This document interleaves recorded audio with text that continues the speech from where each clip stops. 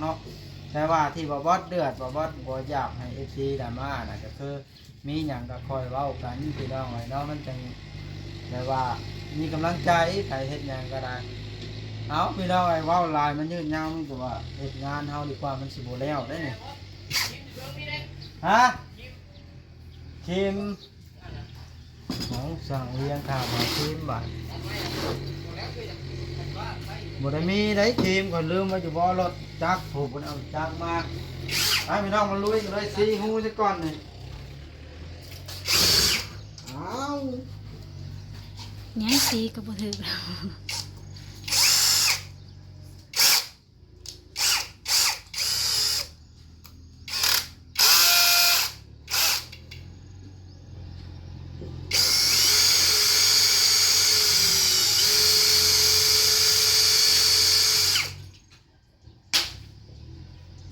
ไปทางไหนน้องบอยน้องแปร นี่ลุง อย่าลืมกดติดตามเพื่อเป็นกำลังใจให้ผมด้วยนะครับทุกคนขอบคุณมากๆครับ โอเคพี่น้องสบายดีเด้อทักทายสบายดีพี่น้องที่วัดสุขุมทุกคนเอาพี่น้องเลยมาลุยกันต่อ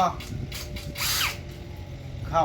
ล็อกก่อนให้น้องแต่พี่น้องไว้เพื่อความปลอดภัยของน้องเพิ่นทางผู้รักผู้ใหญ่เพิ่นก็บอกหลายมื้อแล้วล่ะแต่ก็ทางนั้นทางนี้เฮ็ดโน่นเฮ็ดนั่นล่ะบ่มีเวลาคือว่าสิมาเฮ็ดให้มันแล้วแต่เมื่อวานนี้บัดฝนตกเบิดมื้อพี่น้องเลยบ่ได้เข้ามาพอฝนเช้าบัดค่ำแล้วพี่น้องเลยจำเป็นมานี่ก่อนนั่นใดก็เฮ็ดให้มันแล้วก่อนขึ้นเพื่อนอยู่แล้วมื้ออื่นสิขึ้นเพื่อนตามที่ได้ยินมาเนาะจักเพิ่นสิเฮ็ดจังได๋เฮาก็ยังบ่ฮู้อยู่ยังบ่มีผู้ข่าวเฮาอยู่พี่น้องเอ้ยเฮ็ดไปแล้วมันบ่สำบายใจเรื่อง FC มาเบิ่งก็เฮาก็สิหลีกทางให้พี่น้องเฮาก็สิมาโมดิฟายหรือว่าปรับปรุงตัวที่งานมันบ่คักนี่ละ1เส้นหลังคาเนาะมันหัวเฮาก็เฮ็ดแล้วพี่น้องเอ้ยตามที่คำ FC เพิ่นบอกนั่นแหละพี่น้องเนาะเฮาก็ยอมรับว่ามันหัวอีหลีเฮาก็มาปรับปรุงเฮาก็บ่ได้เถียงเนาะแต่ว่าที่บ่บอสเดือดบ่บอสบ่อยากให้ FC ดราม่าน่ะก็คือมีหยังก็คอยเว้ากันพี่น้องไว้เนาะมันจังแบบว่ามีกำลังใจใครเฮ็ดหยังก็ได้เอาพี่น้องไอ้เว้าลายมันยืดยาวมันก็ว่าเฮ็ดงานเฮาดีกว่ามันสิบ่แล้วได้นี่ฮะทีมของสั่งเลี้ยงข้าวมาทีมบัดบ่ได้มีได้ทีมก็ลืมไว้อยู่บ่รถจักรผูกมันเอาจักรมาให้พี่น้องมาลุยกันเลยซีฮู้ซะก่อนนี่อ้าว ยังสีก็บ่ถึกแล้ว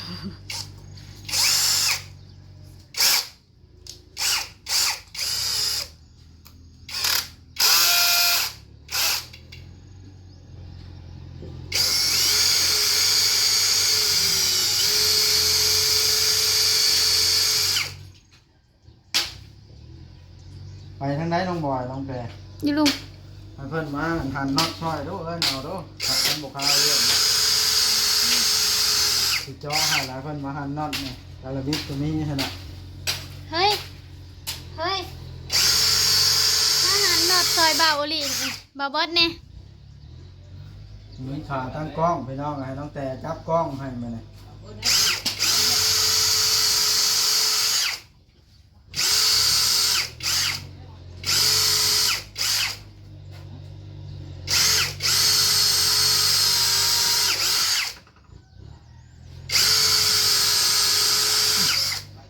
จอเลิกหลายมันสิบ่แน่ต้องหัน เราต้องหันแน่ หันแน่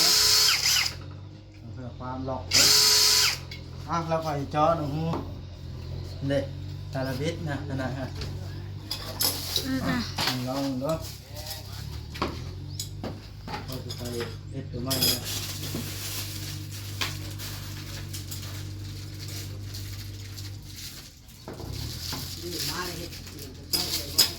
เฮ็ดเจียงนี่วะ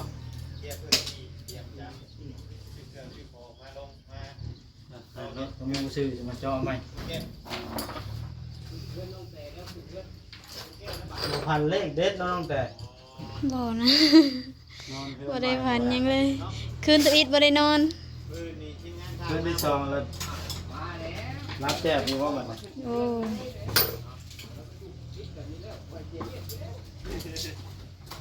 เดี๋ยวก่อนพึ่ง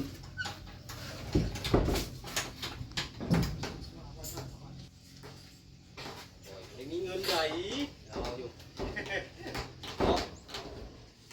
เรียงอยู่กับการจะกินหรือบ่ได้กินเขาเอาดีร้อย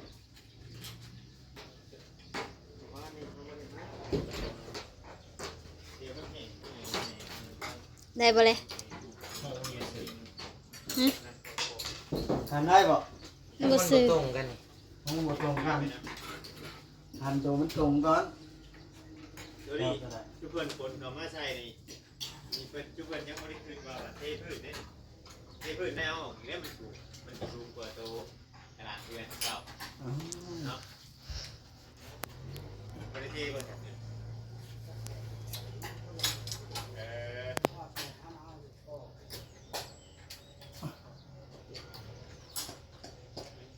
มี6น็อตบ่ หกน็อต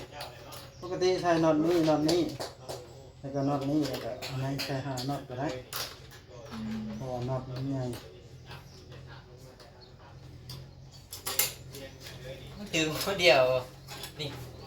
ฮะใส่ นี่ เฮ้ยจะลองหันเบ้างนี่โอ้ยเพิ่นนี่เฮ้ยมันถึงหูเดียวหูนี่ หันก้อนบ่ อาหารตก ตาเตอ มันได้ใส่แห้งอะไรกระแหน่นแห้งแล้วเนาะว่านิ้วขอนแห้งเลย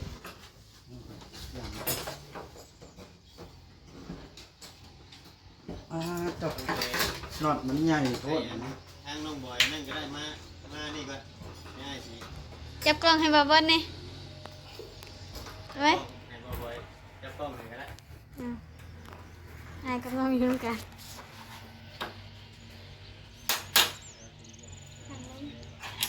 มันบ่จะชื่อเนาะ โอเค เออ วัดจับบ่เป็น ไปพุ่นบ่บ่เวียง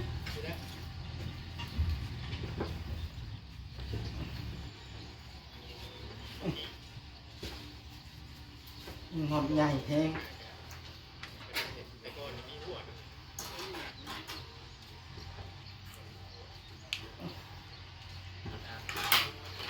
แต่สิแหน่นแห้งเนาะมันน็อตใหญ่แห้งเนาะ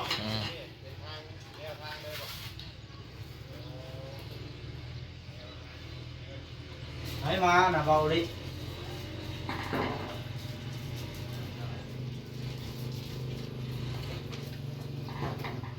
บ่จ้อย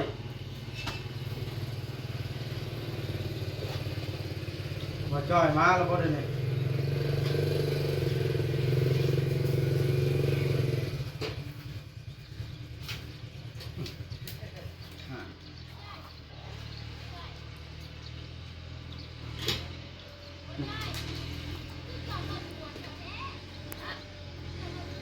ให้รถโดดมาได้บ่จ้อยเอ้ย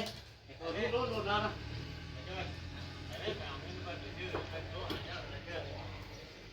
เอาผมเจ้าท่านได้เจ้าง่ายรถอยู่แล้วรถ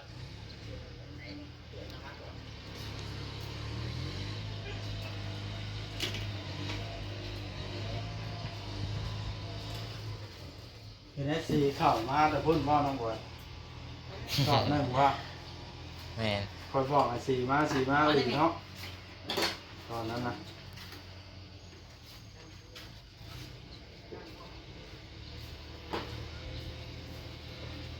หมายก้อนจะบ่จ้อยได้บ่จ้อยมาเนี่ยอ่านแล้วเด้อสบายดีบ่จ้อยมายัง มาเงิน เอาเงินไปบ่าเพิ่นไปทำแล้วสร้างเลี้ยงเพิ่น จ้างค่าจังเนี่ยนี่ จักรำลาวแล้วหอเอาเงิน มาได้ไหม แล้วก็พามา ตามเอาเงินกันเลย อ่าเนาะ เออ มาถามว่าเงินไปถามเรื่องไหนเนาะถาม ตัวกันเลย ถามมาเรื่องไหนชื่อ ให้ มา ค เล อย ย เฉลี่ยร้อยละมาได้ไหม ชื่อมาเลย ยังเลย ยังเลยยาวแล้วกันยัง เอามาก่อนได้ไหมโอ้ย มาก่อนเรื่องไหน นั่ง บริยังให้เขาถ่ายคลิปดีเลย ฮะเข้าไปบ่จอยเนาะน้องบอย ให้เขาถ่ายคลิปดีกว่า บ่ได้มาบ่ได้เนี่ยแต่อันบ่จอยเลย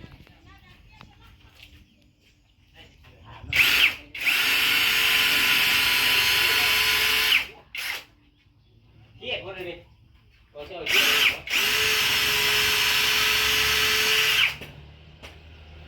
เอาบ่จอยเอา เราเครียดอะไร ให้ยอกได้ก็บ่ได้เอา ผู้ยิงดิอย่าเห็นผู้ยิงเลยนะต่อจ่อย เอาบ่จอยตัวจอยเครียดแฮง เราไปถ่ายคลิปเลย บ่จอยเครียดบ่แล้วเครียดยังน่ะ เห็นมาขอเงินอะไรเสียงหล่อเลย เลิกเมื่อเอาไปขอเฮ็ดหยังเนาะบ่ได้จักนํเนาะเครียดกันละ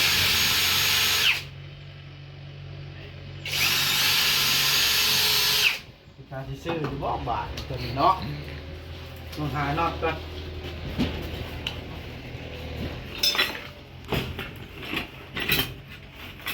ก็ได้นอดช้ำตัวนี้มันจังหันง่ายนี่ ตัวหน่อยเนาะ ตัวง่ายนี่มันหันบ่ได้บ่แม่นแนวมันจับใบพับพวก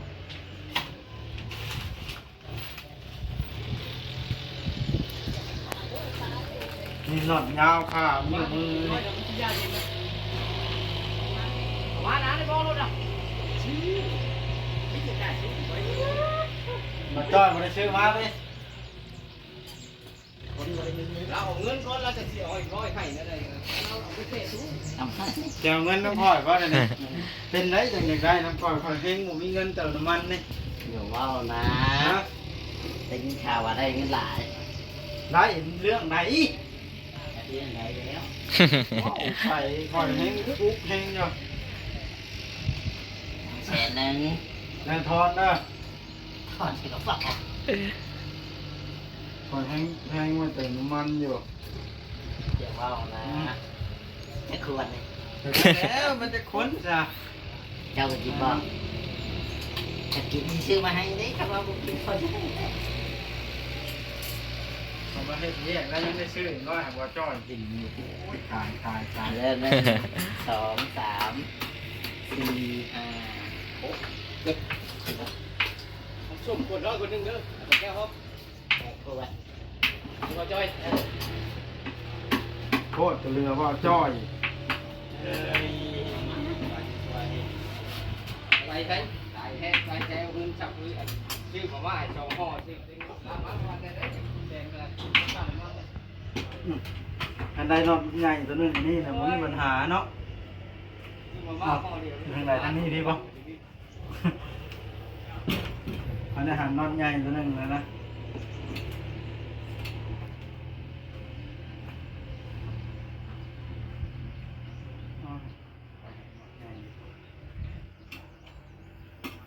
เลี้ยงกบเป็นอยู่บ่น้องบอย เป็น เอากูได้ไปแล้วชื่อบ่คืนเลย แม่นอยู่น้ อยู่น้ำเมีย ำแม่นเป็นหวานอยู่ เปิดประกันในวันเช้าแหละคืนนี่ แรงไปใต้อยู่เด้อบ่ ประกันมาเฮ็ดเดือนนี่รูปแบบลายๆนั่นกินเฮาบ่ได้เบิด เมื่อได้กินเช้านี้นะ เบิดได้หลายถอกกินบ่ล่ะมันนั้นมันเฮ็ดบ่เป็นนะข้าว อึ้งอะเนาะ โอ้เนาะยากแล้วมันบ่มี กินเช้าไม่ให้กินเนาะ มีให้เฮ็ดกระดาษบ่ใช่ครับข้าวเบื่อโอ้กบกระดาษ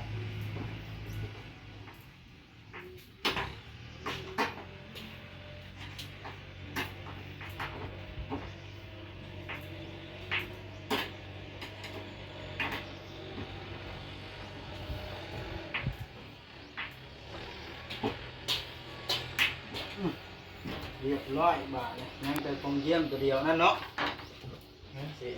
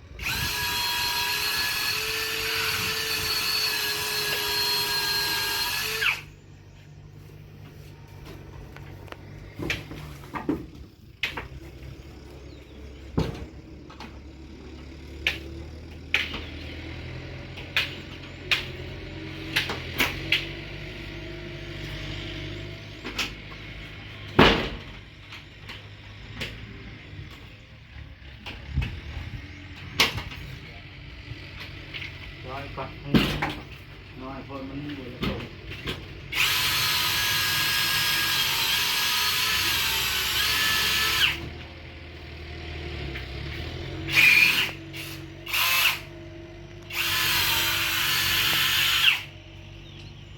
อ้าวบ้า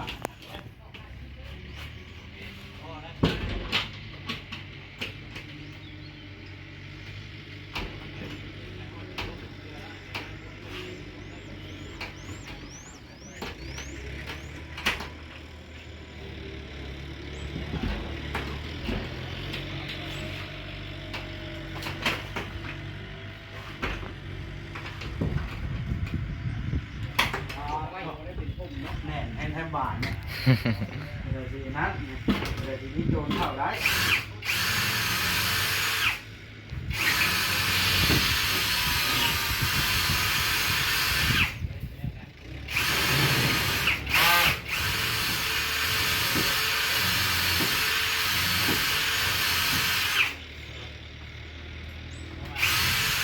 อย่าให้มันใหญ่อันนั้นเด้ออย่าให้มันใหญ่อันเข้าเด้อ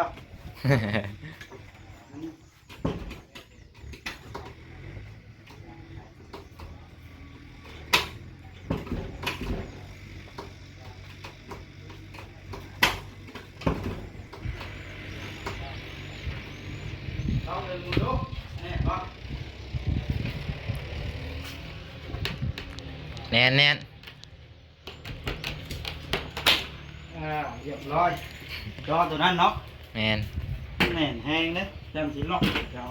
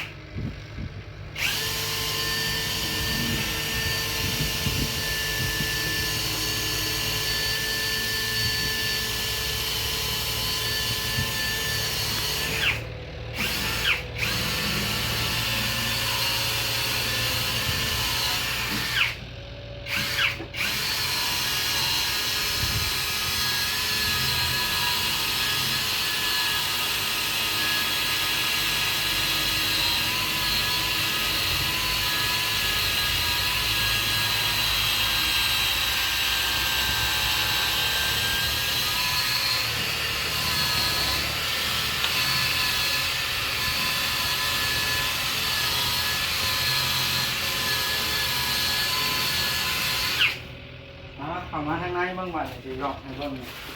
เข้าข้างในให้เจ้านะมันสิพอดีโอ้โหตัว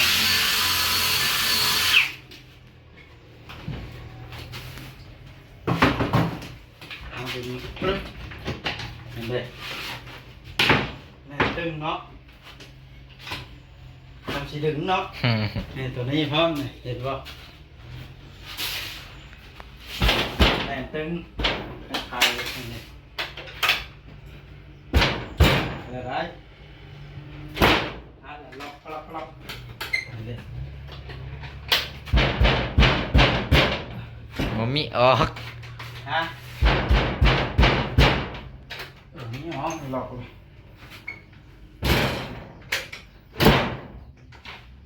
มันยังใหม่เนาะ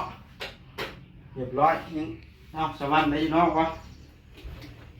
เรียบร้อยแล้วได้เอามันโต๊ะกันล่างเมื่อกี้ดิ นี่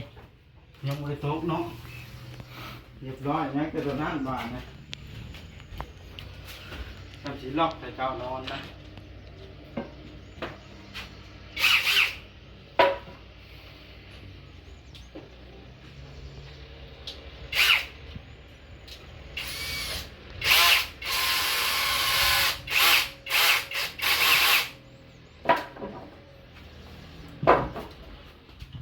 เป็นนาทีแล้ว เข้าไปอันล็อกเบิ่งเด้อสิดึงเบิ่งหน่อย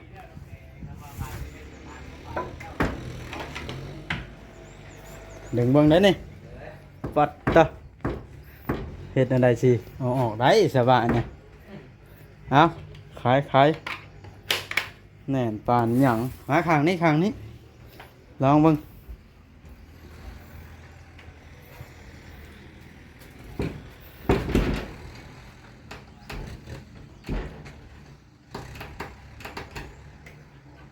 ออกได้แล้ว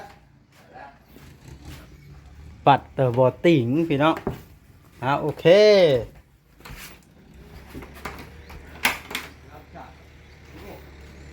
เรียบร้อยพี่น้องบาทนะเรือตะเดียนัดเอาเสร็จให้มันจบเรียบร้อยกันโอเคพี่น้องคลิปนี้ก็จะได้จบคลิปลงซ้ำนี้ก็บาทนะ